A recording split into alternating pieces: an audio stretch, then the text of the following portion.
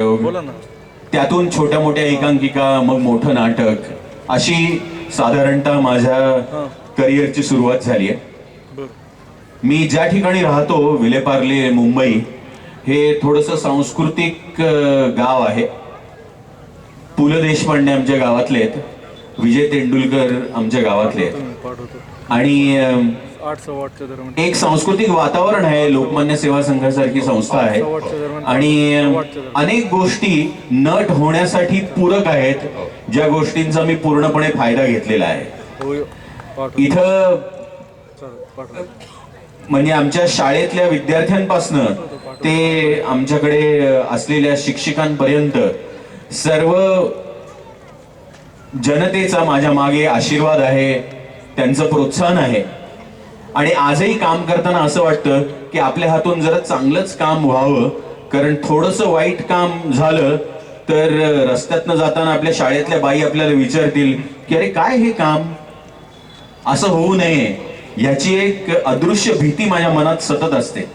आणि ती मला असं वाटतं की माझ्याकडनं चांगलं चांगलं काम करवून घेते किंवा चांगली चांगली माणसं भेटवते आणि आपल्या आपल्या आपल्या अधिकाधिक उत्तम कामांसाठी आपल्याला प्रवृत्त करते, प्रोत्साहन देते. मी नट होण्याचं एक महत्वाचं कारण असं होतं की हो, नाटकात काम करण्याची आवड होती, प्रेक्षकांसमोर बोलण्याची आवड होती. त्यातनंच एक एक गोष्टी घडत गेल्या. आणि आता मागे वळून पाहताना हे खूप सोपं जातं की 25 वर्ष अभिनय केल्यानंतर लोकांना सांगताना की अहो मी हेही काम केलं, तोही रोल केला, हाही रोल केला. एका आयुष्यात अनेक आयुष्य जगता आली, याचा आनंद आहे. आणि खरंच सचिन खेडेकर म्हणून माझं जे आयुष्य आहे ते अत्यंत आनंदी आणि हसतमुख आहे. मला माझ्या वाटेला आलेल्या भूमिका या काहीशा गंभीर आहेत, पण मी तितक्या गंभीर प्रवृत्तीचा माणूस नाही. पण अनेकदा काय होतं की आपली ओळख ही आपल्या भूमिकांनी होत असते आणि प्रत्यक्ष प्रेक्षकांना भेटायची संधी अशी आज राजीवजींनी दिली तशी फार अभावाने मिळते. आणि त्यावेळेला आपलं मन मोकळं करता येतं, प्रेक्षकांशी संवाद साधता येतो आणि माझ्या भूमिकांसारखा मी नाही, अहो मी थोडासा वेगळा आहे असं सांगता येतं. मला आपलं एक स्टेटमेंट अत्यंत आवडलं. मी मगाशी म्हणालो की मला अनेक गोष्टी त्यांच्या नवीन कळल्या. मघाच्या भेटीमध्ये न कळलेली एक गोष्ट आत्ता कळली. आपण गंभीर नाही असं आपण निगेटिव्ह न म्हणता आपण असं म्हणूयात, आपण अत्यंत दिलखुलास आणि विनोदी असंही बोलू शकता. उदाहरणार्थ आत्ता बोलताना चांगली माणसं असं म्हणून त्यांनी चुकून माझ्याकडे हात दाखवला, केवढा विनोद आहे. किंवा म्हणूयात आपण केवढी सहनशीलता आहे. मी म्हटलं ना, मी शिक्षकांच्या भीतीने आजही मला शाळेतल्या गोष्टींची स्वप्न पडतात की माझा 11 वाजताचा पेपर होता आणि मी 2 वाजता शाळेत पोहोचलोय. हे स्वप्न मला अजून पडतं. म्हणजे आपल्याकडे असलेल्या शिक्षण पद्धती आणि शिक्षकांचा धाक आपल्याला इतक्या वर्षांनंतर सुद्धा तसाच राहतो. आणि म्हणून ही चांगली माणसं आणि उपदेश करणारी माणसं. मगाशी आपण सुरुवात केली आहे, आपण नट म्हणून कसे काढला, ठीक आहे. पण नट म्हणून काम करत असताना फक्त अभिनयाची जाण ज्याला आहे तो नट फक्त नटच राहतो. आपण तसे नाही आहेत. मला वाटतं मी आपल्या काही भूमिका कदाचित फार नसती पाहिलेल्या मी, परंतु काही भूमिका ज्या पाहिल्या मी आपल्या, त्या अत्यंत विचारपूर्वक केलेल्या. या किती छोट्या छोट्या गोष्टी असतात. एखाद्या विशिष्ट वर्गाचं प्रेझेंटेशन करताना त्याच्यातले बारकावे दाखवणं हे आपणाकडनं शिकण्यासारखं आहे. हे मला काकस्पर्श पाहताना जाणवलं. किंवा मी शिवाजीराजे भोसले बोलतोय, मला अनेक गोष्टी जाणवल्या. हे केवळ अभिनयात सराव करून होऊ शकत नाही, तर स्वतःचं वाचन, स्वतःचा विचार, स्वतःला आपल्या जीवनात आलेल्या काही अनेक व्यक्ती त्यांच्यापासून आपल्याला मिळू शकतं. अशा काही व्यक्ती आपल्या आयुष्यात की म्हणजे अगदी नाव घेऊन आपण सांगू शकत असतात तरी की ज्यांचा आपल्या जीवनावर खूप मोठा पगडा आहे, आपल्या जीवनावर खूप मोठा प्रभाव आहे, की ज्यांच्यामुळे आपण काही करू शकलो, ही धमक आली, असं जर आपल्याला काही सांगता आलं तर अधिक बरं. माझ्या आपल्याला अनेकदा असं वाटतं, म्हणजे स्वतःहून मला नेहमी वाटतं की आपल्या आयुष्यावर एकतर आपल्या पूर्वजांचा एक खूप मोठा प्रभाव असतो. माझ्या आईचा माझ्यावरती खूप मोठा प्रभाव आहे. ती एक अत्यंत धाडसी, आक्रमक, कर्तृत्ववान.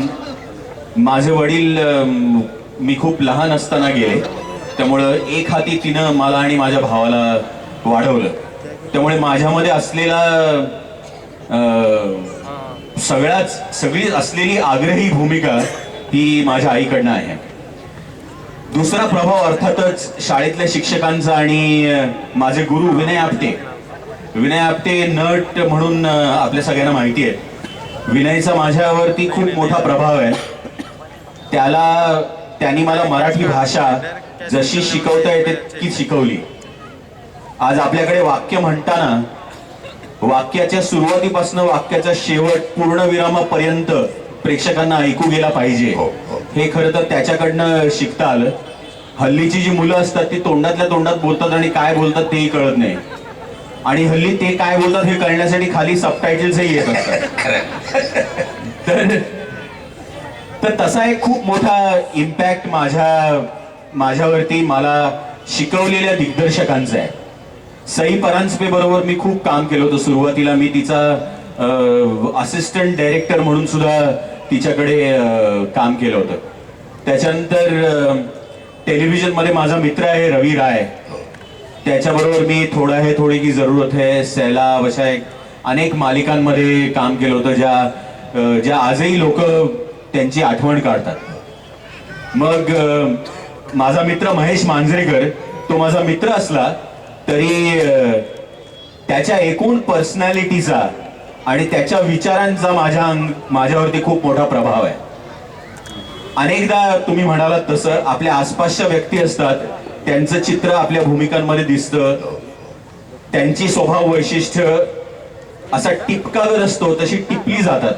एखादा स्पंज पाण्यावर टाकलं तर जसं पाणी शोषून घेतो, तसं काहीच नटाच्या मेंदूच्या बाबतीत नकळत घडत असतं. म्हणजे मला आता बोट दाखवून असं सांगता येत नाही की शिवाजीराजे भोसले मधला तो जो माणूस आहे दिनकर भोसले तो कोणासारखा आहे, पण त्याच्यातल्या ज्या प्रसंगांची मालिका आहे त्या प्रसंगांच्या मालिकेमुळे तो माणूस ह्या गर्दीत असलेल्या प्रत्येक माणसासारखा दिसू शकतो, इतकी ती भूमिका लोकप्रिय झाली. हो, निश्चित निश्चित. पण ती करत असताना असं अनेकदा वाटलंय, मी मुंबईत राहतो, मुंबईत मराठी माणसाची जी परिस्थिती आहे त्याचं ते उत्तम चित्रण आहे.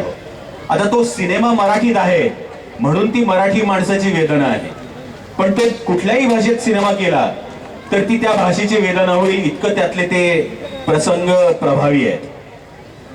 मला मुंबईत अनेकदा असं जाणवलंय की आपण आपली भूमिका आग्रही ठेवली नाही, आपण आपला आत्मसन्मान तसा ठेवला नाही, म्हणून आपल्यावरती अशी परिस्थिती आली आणि आपल्या अंगावरनं माणसं चालून गेली आणि तरी सुद्धा आपल्याला काही करता आलं नाही, आपण काही म्हटलं नाही. तर त्याला एक वाचा फोडण्याचा प्रयत्न होता. ताऱ्यांचं बेट मधला जो बाप आहे तो कोकणातला त्या मुलाचा सगळा आग्रह पुरवणारा एखाद्या शहरातल्या वडिलांसारखाच एक बाबा आहे. आणि त्या बाबांना असं वाटतं की मी मुलावर चांगले संस्कार करावे आणि त्या मुलाकडनं आपल्या काही अपेक्षा नाहीत, पण किमान त्याला चांगले गुण दिले तर उद्या तो आयुष्यात एका जागी पोहोचेल. पण आता काय होतं, शहरातले जितके वडील असतात ते मुलांना अनेक आमिष दाखवतात त्यांनी अभ्यास करावा म्हणून. तू पहिला आलास तर तुला आयपॅड घेऊन देईन, आयपॉड दिलं जातं पण तो पहिला येत नाही. त्यानंतर सुद्धा अशी अनेक आमिष आपण दाखवत असतो मुलांना की असं केलंस तर असं होईल. म्हणजे एका बाजूला आपण त्याला चांगला संस्कार, चांगला संयम देण्याचा प्रयत्न करतो आणि दुसऱ्या बाजूला आपणच त्याला मोहाला बळी पाडत असतो. अशी दुहेरी भूमिका असलेले सगळे आई वडील असतात. ताऱ्यांचं बेट मधला जो माणूस आहे तोही तसाच आहे.